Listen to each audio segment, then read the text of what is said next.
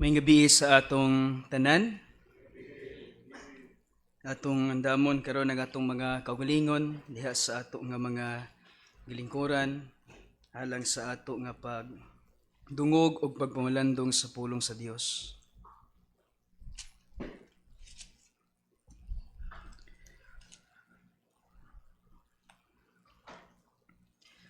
Let us open our Bible in Psalm 3.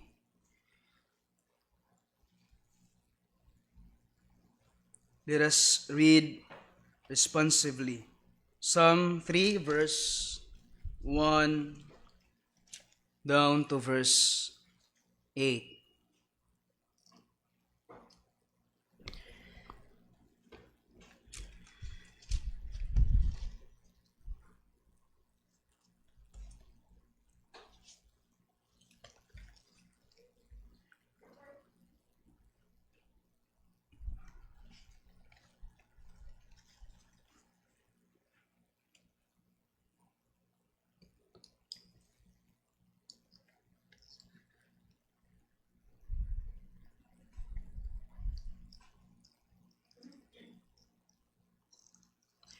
Psalm 3 verse 1 to verse 8 atong tubag-tubagon sa pagbasa kung nanata sa atong mga Bible. Lord, how are they increased that trouble me? Many are they that rise up against me.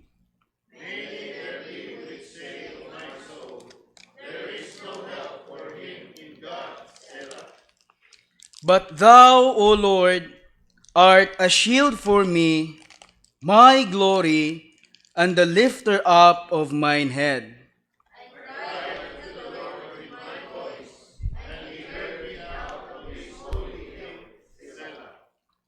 I laid me down and slept. I awake, for the Lord sustained me.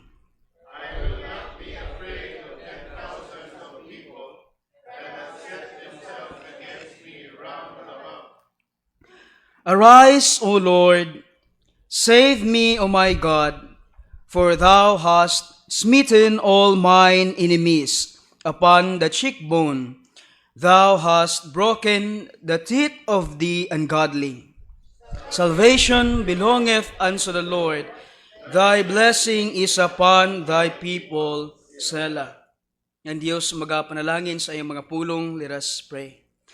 Among langit nun nga mahan, we praise you sa imong nga pagtapok kanamo nining kagabion dinhi sa balay simbahan nga kami makasimba diha kanimo, makadayeg diha kanimo, makatugyan diha sa among malampuanan ug labaw sa tanan kami makapamalandong ug makadungog diha sa imong mga pulong.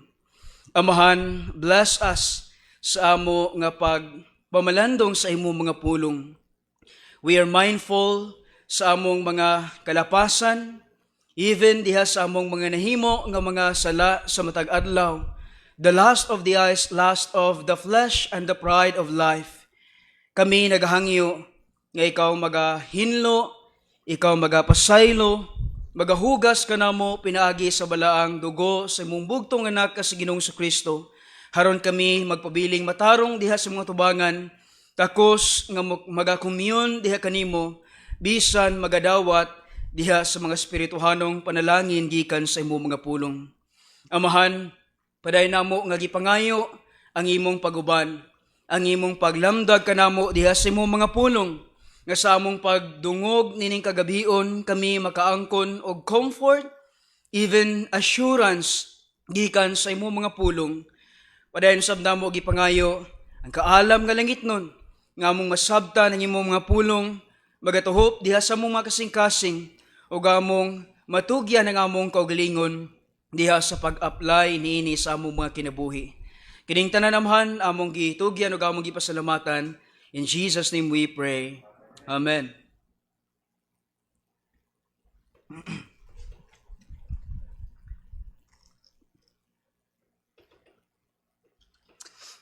Nini nga kagabion akong uluhan ang maong mensahe nga ato nga pamalandungan fleeing to God in times of trouble. Fleeing to God in times of trouble. Pagkagiyo ngadto sa Dios sa panahon sa kasamok. Ang salmo nga atong pagalantawon nini nga kagabion, usa kini sa mga sinulat ni David sa panahon nga siya nahimutang sa kasamok, kapaitan o kalisdanan. Gani mga igsuon dinhi atong makita si David nga bisan pamantuod og siya nagatubang og tumang kalisdanan o kasamok diha sa iyang kinabuhi, apan taliwala niya ng tanan, he was not desperate. Wa siya mawad-i og paglaom diha sa iyahang kinabuhi. Gani sukwahi kayo ang atong makita dinhi sa buong teksto. Kay in the midst of troubles and difficult situations, atong makita dinhi nga si David mangigsuon nakaangkon og kahupayan ug kalinaw diha sa iyahang kasing-kasing. Nga pinaagi ni ana, nausab ang iyang panglantaw sa iyang kinabuhi. Nausab ang iyang panglantaw sa iyahang kahimtang. Og nakaangkon siya og confidence sa pag-atubang sa iyahang sitwasyon. Now kita nga nahibalo og nasayod sa kinabuhi ni David. We know very well nga si David kanunay nahiagom sa mga kasamok o kalisdanan.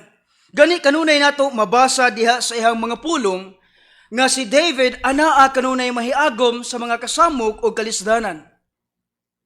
Apan ang nindot kaayo nga example nga atong makita diha sa kinabuhi ni David kay sa mga panahon nga mahiagom siya niining tanan, pilio ni David nga siya mukhagiw ug mudangup diha sa atong Dios.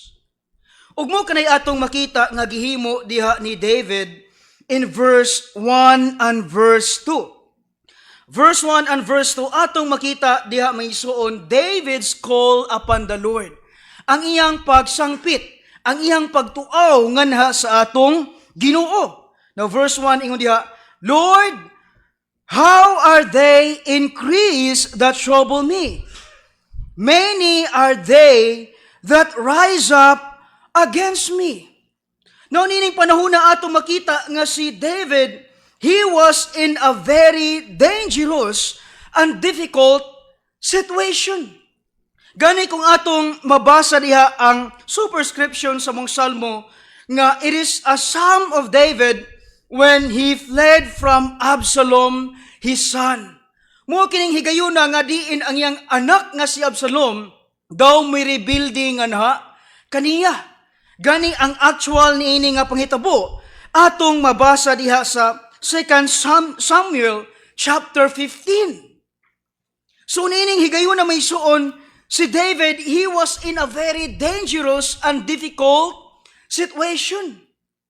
Apan taliwala niya ang tanan, lantawo ang gihimo ni David. Ang una gyud niya nga gisangpit, ang una niya nga gihimo, mituaw siya nga nasa atong Dios. Lord, how are they increased that trouble me? No kasagaran nga mahitabo sa atong kinabuhi kung kita mahiagom sa mga kalisod, kasamok, problema, murag dali kay ta nga makasangpit sa mga tawo nga nasa atong palibot. But look at David dinhi misuon. Ang una gid niya nga gisangpit, ang una gid niya nga gitawag sa diha nga nihiagom siya sa kalisod, iyang gisangpit ang atong Ginoo. Lord, how are they increased that trouble me? He was in a very dangerous and difficult situation in this time. Ikaduha, he was also disturbed. Nasamok siya diha sa iyang kasing-kasing. Lord, how are they increased that trouble me? In other words, nining tungura may isuon, si David naa sa kabalaka. Ang iyang kasing-kasing napuno diha sa kahangawa, napuno diha sa kahadlok, troubled within. He was was disturbed. And yet, taliwala niyang tanan, iya gyapon nga nadala ang iyang kauglingon sa pagsangpit nga na sa atong Ginoo. He was in a very difficult situation, dangerous situation. He was disturbed because of his situation. Gani makita nato diha the increase of his enemies. In verse 2, ato usab nga masayran diha may suon that he was despised by his enemies. Mingon ganito og despised nga daw naa ang ilang pagtamay, naa ang ilang pagbugal-bugal nga na kang David. They thought nga ang atong Dios dili makahimo sa pagtabang nga na kang David. Now verse 2 ingon si David diha, many there be which say of my soul, there is no help for him in God. He was in a very dangerous, difficult situation, disturbed, troubled within, despised by his enemies, and yet kung atong lantawon ang kahimtang ni David diha misuon, he was not desperate. Dili gud ta makakita og makabasa diha nga si David daw nawad-an og paglaom diha sa iyang kinabuhi. Dili sa ta makakita diha nga si David mingon, Lord, how asa nako sa akong kahimtang. Gani kung atong makita diha maysuon, si David iya bang gisangat ang tanan.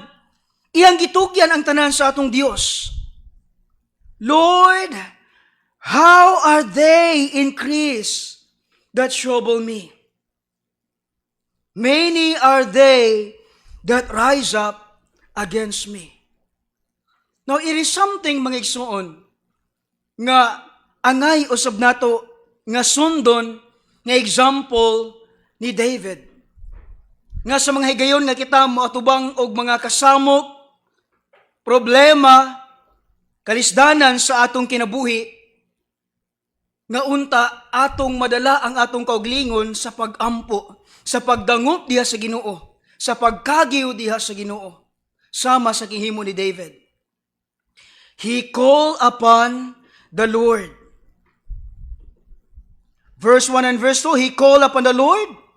Verse 3 and verse 4, makita nato diha may suon, David changed his focus.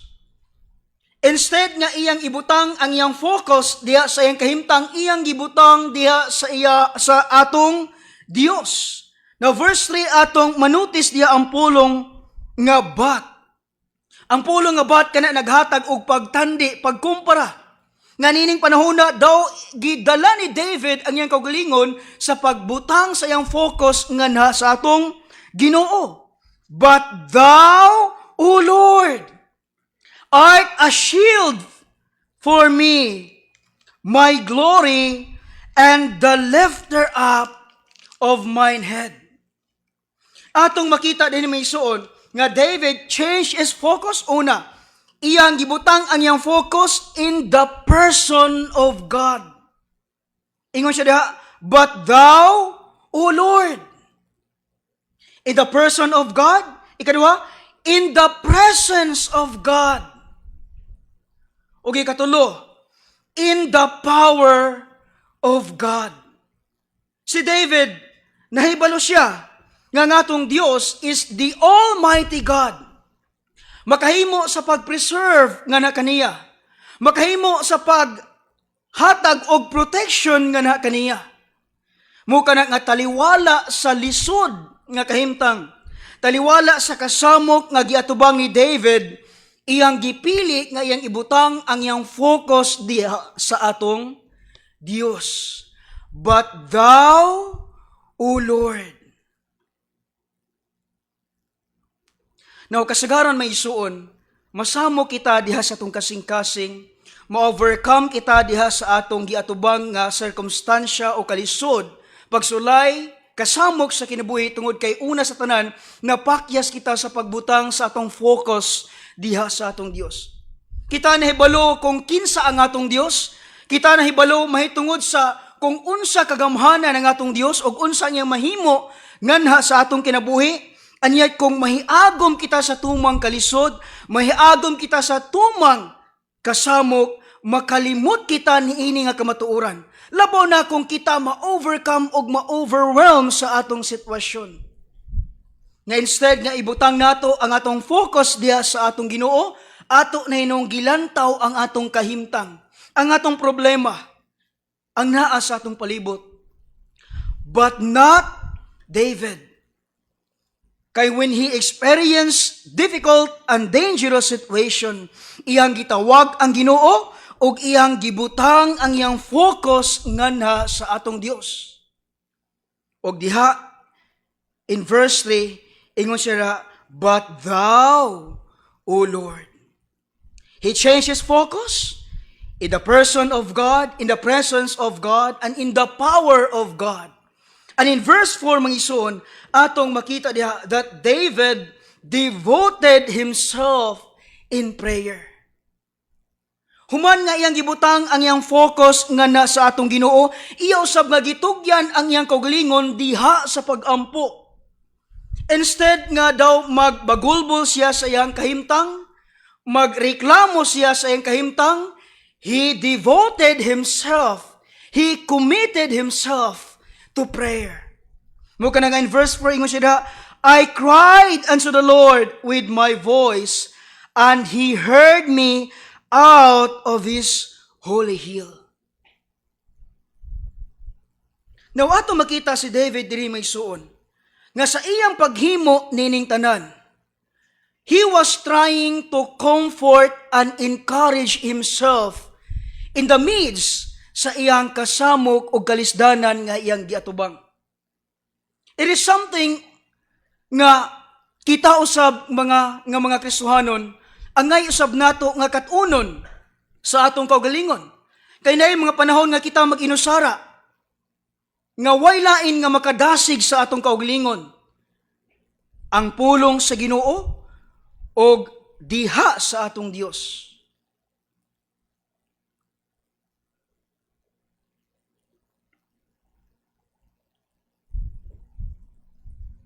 David's call upon the Lord, David's changed his focus.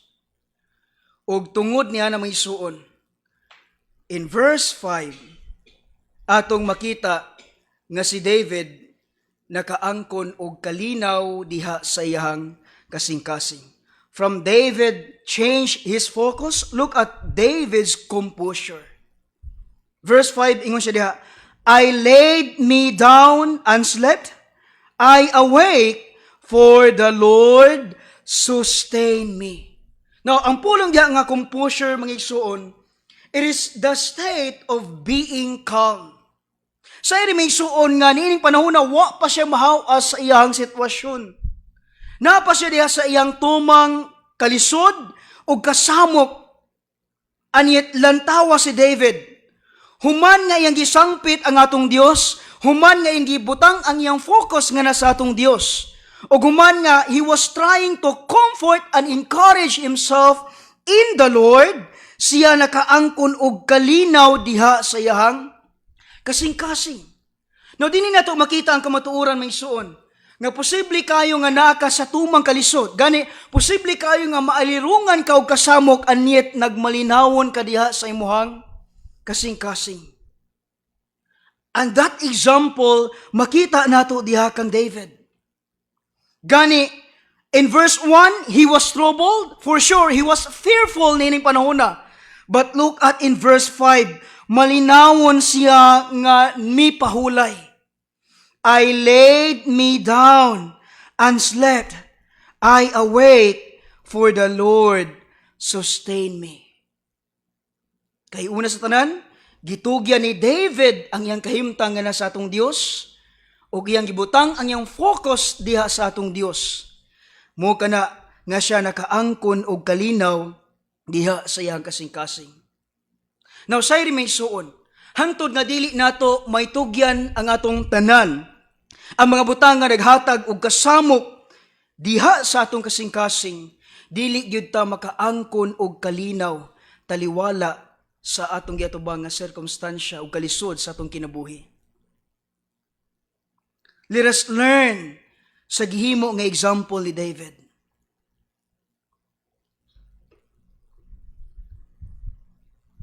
David's composure.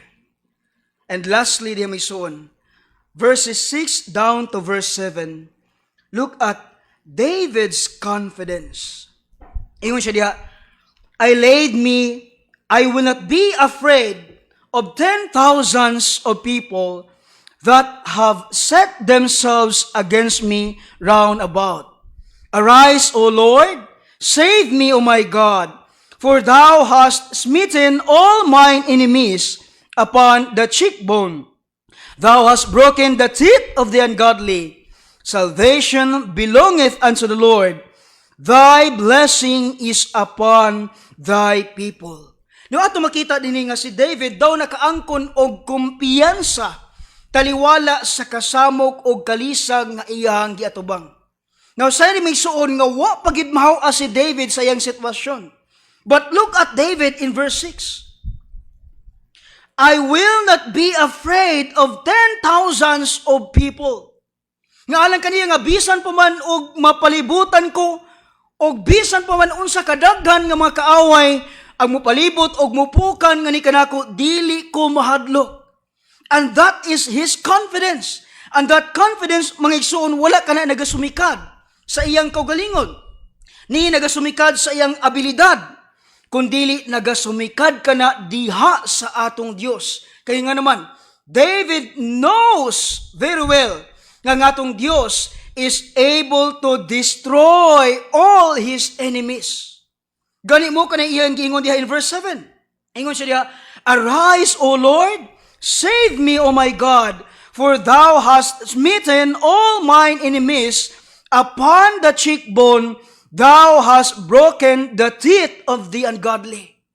In other words, nga, daw dako kayo og kumpiyansa si David, diha sing kasing-kasing, nga ang Ginoo makahimo sa pagpukan sa iyang mga kaaway. Ikaduha, he knows very well that God also is able to deliver him. Not only to destroy all his enemies, but also to deliver him. And that is in verse 6, ato makita, in verse 8, salvation belongeth unto the Lord. Thy blessing is upon thy people. Now, the word salvation, there we saw, it means deliverance. Og mo ka na ang naa sa hunahuna og kasing-kasing ni David nining higayuna. Now, nahitabo ra gid na may suon og makita ra gid nato na diha kang David human nga iyang gibutang ang iyang focus diha sa atong Dios. Remember in verse 3, but thou, O Lord.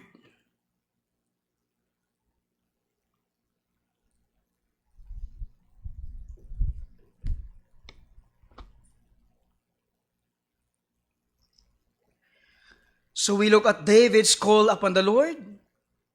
David changed his focus, David's composure, and David's confidence. Now, ato makita din mga igsuon as I conclude this message nini nga kagabion. Si David, a man after God's own heart, naglakaw diha sa pagkamatarong, and yet makita nato din may suon nga dili exempted sa tanang pagsulay og kasamok og kalisdanan sa kinabuhi.